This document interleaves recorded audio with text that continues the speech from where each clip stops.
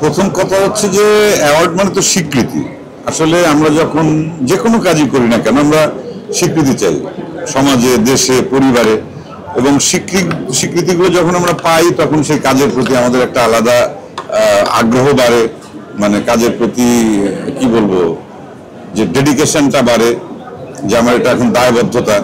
যেমন আমি আমার জীবনে অসংখ্য পুরস্কার পেয়েছি, ন্যাশনাল অ্যাওয়ার্ড থেকে শুরু করে বাংলাদেশে এমন কোনো পুরস্কার নাই, দেশে বা দেশের বাইরেও অনেক পুরস্কার পেয়েছি। এখন এই পুরস্কারই যে সব তাও আবার না, সবচেয়ে বড় পুরস্কার মানুষের ভালোবাসা।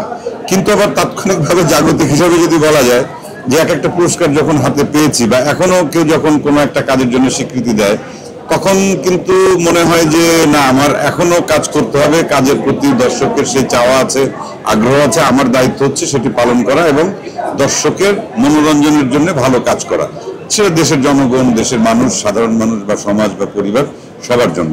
তাই আমি এই পুরস্কারটাকে অনেকে অনেকভাবে বলে, কিন্তু আমি মনে করি যে পুরস্কারটা জীবনে দরকার আছে তাদের প্রতি আগ্রহ বাড়ানোর জন্য, এবং এটা স্বীকৃতি, এবং স্বীকৃতিটা একটা মানুষকে অনেক দূরে এগিয়ে নিয়ে যায়, তার মধ্যে অনেক স্পিড, গতি তৈরি করে। যে এতটা প্রচার করা এবং এই যে দেশীয় গল্প, দেশের আমাদের মানে বাংলাদেশের গল্প আমাদের সময়কে, আমাদের দেশকে তুলে ধরবে আন্তর্জাতিক অঙ্গনে। কারণ দম আসলে একটা, আমি যতটুকু বুঝতে পারছি এটি একটি আসলে ইন্টারন্যাশনাল একটা মুভি। মানে এই গল্পটি শুধুমাত্র যে বাংলাদেশের দর্শকের কাছে সীমাবদ্ধ থাকবে, নট দ্যাট, এটা আন্তর্জাতিকভাবে ছড়িয়ে পড়ার মতো সেই সম্ভাবনা আছে এই ছবির গল্পে। বা আমরা যাচ্ছি কতটা কষ্ট করে, কতটা ঠিকঠাক মতো কাজটা করতে পারি, যদি আমরা সাকসেসফুলি করতে পারি আমার মনে হয় যে আন্তর্জাতিকভাবে স্বীকৃত একটি কাজ হবে বাংলাদেশের দম। তা সেই জায়গা থেকে আপনাদের নিশ্চয়ই সাপোর্ট তো সবসময় ছিল বা ভবিষ্যতে আপনারা করবেন।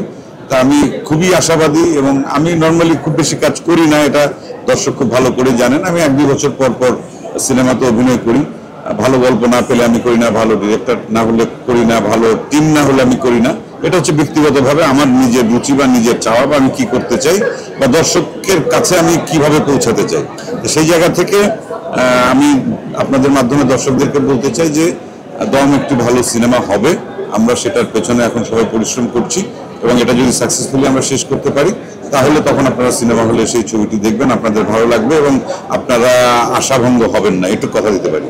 কে জিতবে, কে হারবে, কে ভালো করবে, কে খারাপ করবে, আসলে ব্যাপারটা হচ্ছে যে একটা সিনেমাতে অনেকগুলো চরিত্র থাকে, প্রত্যেকটা চরিত্রের গুরুত্ব আসলে আলাদা এবং চরিত্রগুলো আলাদা, এবং এক একটা চরিত্রের জন্য এক একজন অভিনেতা বা অভিনেত্রীকে কাস্টিং করা হয়।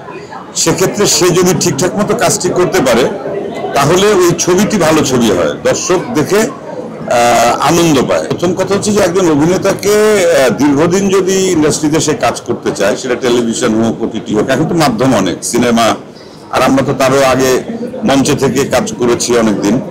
তা এই একই ধরনের কাজ করে আসলে বেশি দিন দর্শকের মনের ভালোবাসা জয় করা যায় না, এবং সেক্ষেত্রে এটা পরিশ্রম করতে হয়, নিজের মতো নিজেকে নতুন নতুন চরিত্রে, নতুন আঙ্গিকে দর্শকের সামনে হাজির হতে হয়, যাতে দর্শক দেখে। আর অভিনয়টা মানে হচ্ছে চমক। আমি যেটা মনে করি, যদি কোনো অভিনেতা চমক দিতে ব্যর্থ হন, তার অভিনয়ের ভেতর দিয়ে দর্শককে যদি চমকিত না করতে পারেন, একটা পর্যায়ে সেই অভিনয় আর দর্শক দেখতে চান না, বলেন যে দেখেছি তো একই রকমই করে। আমাদের প্রায় 30 বছরের কাছাকাছি বা কারো কারো 30 বছরের বেশি সময় ধরে আমরা অভিনয় করছি।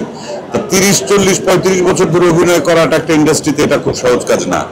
তা এতদিন ধরে যদি কেউ যদি আমাদের দেখে থাকে বা এখনো দেখতে চান বা ভবিষ্যতে যদি আরো দেখেন, তাহলে প্রথমত হচ্ছে আমরা উই আর ব্লেসড, এবং সেই সাথে আমরা যে পরিশ্রমটা করি দর্শকের কাছে হয়তো সেটা ভালো লাগে, সেই জন্য দর্শক দীর্ঘদিন ধরে আমাদেরকে সহ্য করছেন। কিন্তু প্রতিজ্ঞা একটাই, কথা একটাই, যে আমরা আসলে নতুন নতুন গল্পে, নতুন নতুন চরিত্রে দর্শককে নতুন ভাবে চমকিত করবো, নতুনকে চমক দেবো, তাহলেই হয়তো আমাদের কাজ দর্শক দেখবেন। পণ্ডিত অজয় চক্রবর্তী, ওনাকে আমি গুরুজি ডাকি, ওনার সঙ্গে আমি দেখাও করেছি কলকাতাতে। অসম্ভব মানে কি বলবো, পণ্ডিত তো পণ্ডিতই, এবং মানুষ হিসাবে যে কত বড় এটা আমি সামনাসামনি তার সঙ্গে যখন দেখা করতে গেলাম, আমার স্বপ্ন ছিল একটা, যে ওনার মতো এরকম একজন মানে গুণী, মানে কি বলবো, সাধক আর কি বলা চলে, সঙ্গীত সাধক এবং সঙ্গীত গুরু, সঙ্গীতজ্ঞ, ওনার সঙ্গে আমি দেখা করবো। তা তার আগে আমার 2টো প্রোগ্রামে ওনার সঙ্গে দেখা হয়েছিল, একটা আমেরিকাতে একটা প্রোগ্রামে আর একটা কলকাতাতে একটা প্রোগ্রামে। তারপর থার্ড টাইম ওনার সঙ্গে ফোন নাম্বার আদান প্রদান যখন হলো, পরে দেখা গেল যে উনি এবং ওনার স্ত্রী আমার নাটক দেখেন।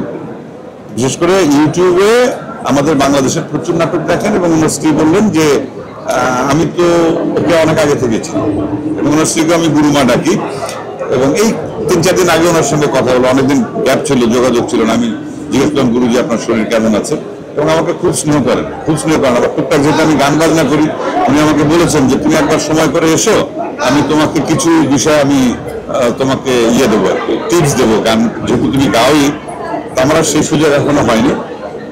এবং ওনার গান তো যেটা আমি শেয়ার করেছি, মানে অসম্ভব প্রিয় আমার। নিরপেক্ষ, সত্য প্রকাশে আপোষহীন।